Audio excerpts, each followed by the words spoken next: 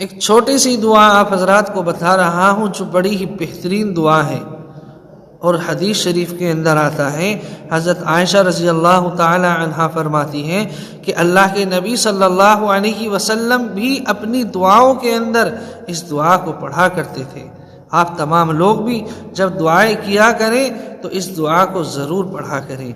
ये जहन्नम से पनाह मांगने की दुआ है, अमीरी और गरीबी के शर से महफूज रहने की दुआ है।